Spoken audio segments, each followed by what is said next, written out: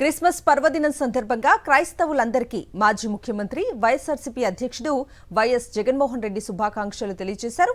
దైవ కుమారుడు జీసస్ మానవునిగా జన్మించిన రోజును ప్రపంచవ్యాప్తంగా క్రిస్మస్ పండుగగా జరుపుకుంటారని శ్రీ వైఎస్ జగన్ అన్నారు. కరుణ, ప్రేమ, క్షమ, సహనం, దాతృత్వం, త్యాగం ఇవన్నీ తన జీవితం ద్వారా మానవాళికి క్రీస్తు అందించిన మహోన్నత సందేశాలని ఆయన పేర్కొన్నారు. తద్వారా మానవాళిని సత్యపథం వైపు నడిపించేలా యేసుక్రీస్తు మార్గనిర్దేశం చేశారని చెప్పారు.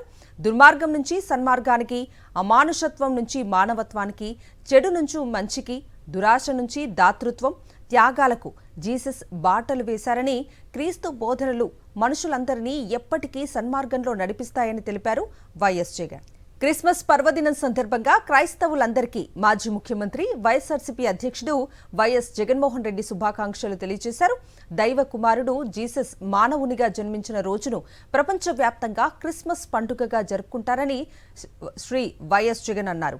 కరుణ, ప్రేమ, క్షమ, సహనం, దాతృత్వం, త్యాగం ఇవన్నీ తన జీవితం ద్వారా మానవాళికి క్రీస్తు అందించిన మహోన్నత సందేశాలని ఆయన పేర్కొన్నారు. తద్వారా మానవాళిని సత్యపథం వైపు నడిపించేలా యేసుక్రీస్తు మార్గనిర్దేశం చేశారని చెప్పారు. దుర్మార్గం నుంచి సన్మార్గానికి, అమానుషత్వం నుంచి మానవత్వానికి, చెడు నుంచి మంచికి, దురాశ నుంచి దాతృత్వం, త్యాగాలకు జీసస్ బాటలు వేశారని, క్రీస్తు బోధనలు మనుషులందరినీ ఎప్పటికీ సన్మార్గంలో నడిపిస్తాయని తెలిపారు వైఎస్ జగన్.